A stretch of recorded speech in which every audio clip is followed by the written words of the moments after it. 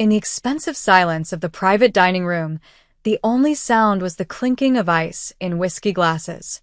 Amara, a 27-year-old African woman, moved with a quiet grace between the heavy oak chairs. Her uniform, a crisp white collared shirt, red vest, red skirt, and a matching red tie, was a bright spot of color in a room filled with powerful men in gray suits. Her job was to be invisible, to refill water glasses and clear plates while hearing nothing. But Amara saw and heard everything. Her job as a waitress was a self-imposed exile from a past life that had betrayed her, but the genius she possessed had never left. It was merely sleeping. Tonight, it was wide awake and screaming. At the head of the table sat Jinwoo, a man who commanded the room with the effortless authority of a king. Dressed in an immaculate black Mafia suit and a white collared shirt, his handsome face was a mask of cool indifference, but his dark eyes missed nothing. At only 31, he was the powerful Korean mafia boss of the city's largest syndicate, a man known for his sharp mind and brutal code of honor. His associate, a nervous, sweating man named Mr. Choi, was finishing a presentation. On the table, next to a bottle of scotch and a stack of bonds, lay an old document and a diamond the size of a pigeon's egg. "As you can see, Mr. Kwon," Mr. Choi said with a flourish, "the imperial seal of the last Joseon Empress is certified. And the Tears of the Dragon diamond is flawless. The $150 million is a mere formality." As Amara refilled Mr. Choi's water glass, her eyes flickered over the items. Her mind, a vast library of obscure knowledge, instantly saw the truth. The document's paper had the wrong watermark for its supposed age, a subtle detail that screamed it was a modern fake. The diamond, while stunning, had a tiny flaw near its edge, a telltale sign that it was a synthetic stone created in a lab, not the legendary natural gem. A cold dread filled her. To speak up would be suicide. She was just a waitress, an invisible woman in a city that barely saw her. But to let this betrayal happen, to let this treacherous insider swindle a man like the Korean mafia boss Jinwoo, that felt like a different kind of death. Her heart hammered against her ribs as she placed the water pitcher down on the table. The soft click sounded like a gunshot in the silent room. Jinwoo's sharp, cold eyes lifted from the diamond and landed directly on her.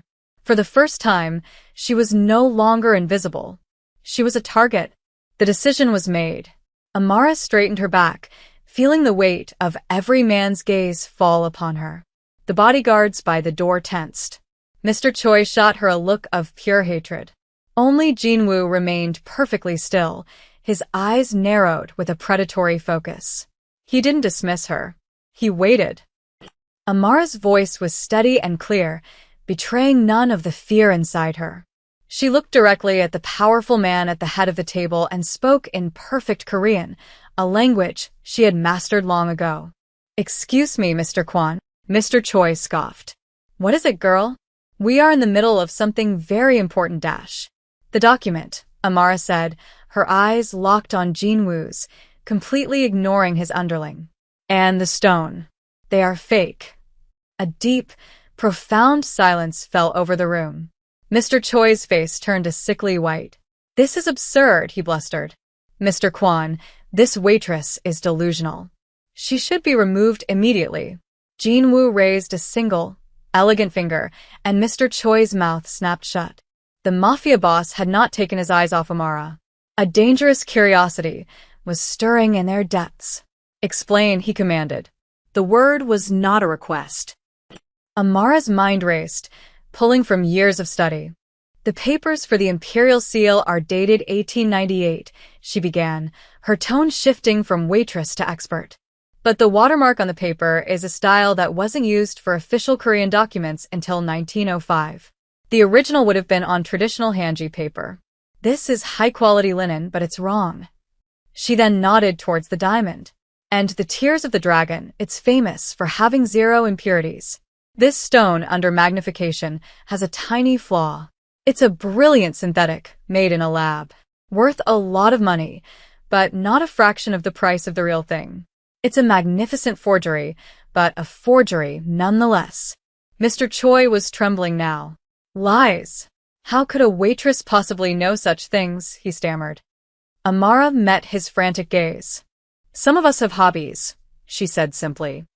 Jinwoo finally broke his silence, his voice a low purr. And what, little waitress, is your hobby? Debunking $100 million deals. He pushed his chair back and stood, a powerful protector emerging from the cold businessman. He gave a curt nod to his guards. Take Mr. Choi to the car, then his focus returned to Amara, a new, intense light in his eyes. You're coming with me. You're going to prove it. The ride to his penthouse was thick with silent intimidation. Amara sat on the plush leather of the armored sedan, watching the city lights blur past. What have I done? She wondered. She had shattered her quiet, anonymous life and been pulled into the world of a dangerous Korean mafia boss. She stole a glance at him. He was brutally handsome, but it was the intelligence in his stillness that was truly captivating. He was more than a gangster. He was a king in his own kingdom. He finally turned his head, his gaze pinning her to the seat. You are not a waitress, he stated. My uniform would suggest otherwise, Amara replied, her wit a shield against her fear. A corner of his mouth ticked upward, a ghost of a smile. Your uniform is a costume. Your words in that room were the words of an expert. Who are you? I'm the woman who just saved you from losing $150 million, she deflected. You haven't saved it yet, he countered smoothly. You've only made a claim. The car descended in a private lift, opening directly into a sprawling penthouse that overlooked the city. The space was a testament to minimalist luxury, with walls of glass and priceless art. His men brought in the document and the diamond, placing them on a heavy slate table. The disgraced Mr. Choi was brought in as well, held between two guards, his face a mask of waxy fear. Jinwoo gestured toward the table. My former associate, Mr. Choi, is being detained. For his sake, and for yours, I hope your hobbies are as good as you claim. The threat was clear. He was offering her a chance to prove herself. I'll need a digital microscope and a jeweler's loupe, she said, her professional voice returning. Minjun nodded to one of his men, who left to get the items. For the first time in years, amidst the terror, Amara felt a strange thrill. She felt truly seen. The equipment arrived quickly. As Amara approached the table, a familiar calm settled over her. This was her world, a world of facts and empirical truths. Jinwoo stood back, arms crossed over his broad chest, watching her with unnerving intensity. Let's start with the easy part, she murmured, fitting the loupe to her eye. She held the diamond under the light. A natural diamond grows over billions of years deep inside the earth. A synthetic diamond is grown quickly in a lab. The layers are too perfect, she angled the stone. There, she said, pointing. Look at the girdle, the thin edge. You'll see faint, parallel lines. Growth lines. In a natural stone, they would be irregular. These are perfectly straight. It's the signature of a laboratory. She offered the loupe to Jinwoo. He took it, his powerful hand surprisingly gentle. He leaned over the stone, and she saw the moment he understood. A muscle in his jaw tightened as cold fury dawned in his eyes. Continue, he said. Amara moved to the microscope, placing the document under its lens and connecting it to a large television screen.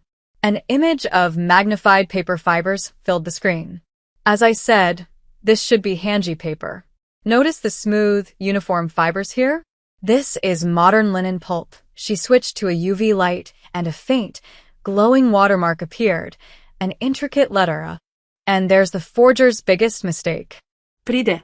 That is the signature of Albrecht Haupt, a brilliant forger who was caught in 2018. He couldn't resist hiding his own mark in his work. This isn't just a fake, Mr. Kwan. It's a Haupt fake. She switched off the equipment. The silence in the room was heavy, with irrefutable proof. Mr. Choi let out a choked sob. Amara felt a grim satisfaction. Her expertise, the very thing that had once ruined her life, had just saved it. All eyes turned to Jinwoo. His face was calm, but his eyes were a brewing storm. He walked slowly toward Mr. Choi, who began to babble pathetic excuses. Minjun, it was a mistake. They threatened my family. Jinwoo stopped in front of him. You are my father's man, he said, his voice quiet and deadly. He trusted you. I, against my better judgment, continued that trust. You did this out of jealousy. You thought I was too young.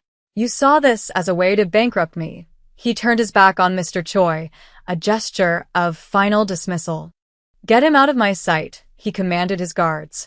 Ensure his betrayal is met with the appropriate consequences. The guards hauled the weeping man away. Jinwoo then walked to the bar and poured 2 glasses of scotch. He handed one to Amara. You have a remarkable talent, Amara, he said, using her name for the first time. I'm in your debt. You don't owe me anything, she said, her voice a little shaky now that the adrenaline was fading. I don't recall discussing a fee, he said, a hint of a real smile on his face. $150 million is a significant sum to save. I believe a finder's fee is in order. Let's say 1%. And a new job. Your talents are wasted serving drinks. $1.5 million and a new life. It was an entry into his world, a world of danger and intrigue. She looked at his handsome, dangerous face. What kind of job? She asked, her heart beginning to pound for an entirely different reason. I have a feeling, the powerful Korean Mafia boss said, his eyes holding hers, that you will be my new truth detector. Amara's new life was both jarring and seductive. She was now a consultant for the city's most feared Mafia boss. She moved into a suite in his penthouse, complete with a state-of-the-art laboratory. Her waitress uniform was replaced by a wardrobe of designer clothes. But the tension remained, especially in the charged space between her and Jinwoo. He would often appear in her lab late at night, a glass of scotch in hand, simply to watch her work. His gaze was a physical weight, a mix of curiosity and something deeper. You look at a painting as if you're interrogating it, he observed one evening. Every object tells a story, she replied, not looking up from a 17th century canvas. The paint, the varnish, the brushstrokes, they're all witnesses. My job is to hear their testimony. He stepped closer, his clean scent cutting through the sterile air of the lab. And what is this one telling you? It's telling me it was painted by a student of Rembrandt, not the master himself, she explained. A shortcut in the primer that Rembrandt never would have taken. She finally turned to look at him, their faces only inches apart. His eyes were no longer cold, but dark and intense. You see things others miss, he murmured. It's been called a curse, she whispered. The air crackled between them. He respected her mind, and she was drawn to the honor she saw beneath his ruthless exterior. It was a dangerous, intoxicating dance. To me, he said, his gaze dropping to her lips, it is the most valuable thing in this city. The romance between them wasn't in flowers or sweet words. It was in this shared space of mutual, high-stakes appreciation. The consequences of Mr. Choi's betrayal came swiftly. His confession revealed a conspiracy with a rival syndicate, the Yamashita Gumi. They had supplied the forgeries, planning to use the failed deal to trigger a financial crisis and seize Jinwoo's territory. The threat was now immediate and lethal. One rainy evening, a silent alarm beeped on Amara's computer. An encrypted file had arrived from outside Jinwoo's network. Her fingers flew across the keyboard, bypassing the security. An image loaded on her screen, a security feed from the lobby showing 3 men in maintenance uniforms with bulges under their jackets. They weren't there to fix anything. Just as she was about to call Jinwoo, the door to her lab slid open. He stood there, phone already to his ear, his face grim. They're in the building, he said, his voice laced with steel. We're leaving. Now. He grabbed her arm and pulled her from the lab. The penthouse was now a war zone, his men moving with deadly grace. He led her to a hidden panel in his library that opened onto a dark stairwell. They'll cut the power to the elevators, he explained, guiding her down. The sound of muffled gunfire echoed from above. Strangely, panic didn't take hold. With Jinwoo's hand firmly on her back, she felt safe. They emerged into the underground garage where a black sedan was waiting. As they ran for the car, 2 gunmen appeared from the shadows. Jinwoo reacted instantly. shoving Amara behind him and shielding her with his body as he drew his own weapon. The garage erupted in gunfire. Crouched behind him, Amara saw the muzzle flashes illuminate his face, his expression one of absolute, lethal focus. He was not just a businessman. He was a warrior defending his territory, and she was now part of it. They escaped to a stark, anonymous safe house. The silence here was thin and hollow. Jin-woo was on his phone, speaking in rapid, low Korean, a general rallying his troops. Amara wrapped her arms around herself, finally feeling the aftershocks of the attack. In that garage, she had been completely vulnerable, and he had been willing to die for her. He finished his call and turned to face her. A long, shallow gash was on his forearm, a crimson line on his white shirt. "You're hurt," she said. He glanced down as if it were nothing. Amara found a first aid kit and gently began to clean the wound. He tensed, then relaxed, allowing her to care for him. The quiet intimacy of the moment felt more profound than any kiss. "Why did you hide your skills?" he asked, his voice softer than she'd ever heard it. "Why were you a waitress?" Amara paused. "My expertise, they cost someone I loved everything. My mentor. We uncovered a massive fraud scheme at our university. The people involved were powerful. They couldn't disprove our findings, so they destroyed our reputations. I was blacklisted. I promised myself I would never use that part of my mind again. I just wanted to be invisible." He reached out and tilted her chin up, forcing her to meet his gaze. His eyes held a fierce, protective tenderness. "The world tried to bury your light," he said, his thumb stroking her jaw. "I will not let that happen. With me, you will never be invisible." It was a vow that healed a part of her she hadn't known was still broken. The space between them collapsed, and he leaned down and kissed her. It was not a gentle kiss. It was a raw, desperate claiming, born from the realization of what they had almost lost. In the days that followed, the safe house became their command center. Armed with the Mafia boss's resources and Amara's intellect, they went on the offensive. Amara became a digital ghost, tearing through the Yamashitagumi's financial networks. She found their weak points, their shell corporations, their secret ledgers. "They're laundering money through high-end art auctions," she explained to Jin-woo, pointing to a complex flowchart. "They buy fakes, then use forged documents to sell them at inflated prices, creating clean cash. The key is a man named Kenji Tanaka.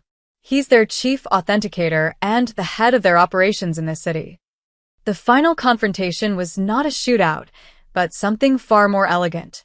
Jin-woo arranged a meeting at a high-stakes auction at a neutral gallery. Tanaka, a sleek, arrogant man, agreed to attend, completely unaware of the genius at Jin-woo's side.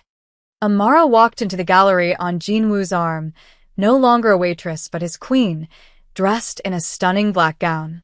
The climax came when the auction centerpiece was unveiled, a supposed Van Gogh painting. Tanaka himself stepped forward to vouch for its authenticity. "A masterpiece," he declared, "valued at over $200 million.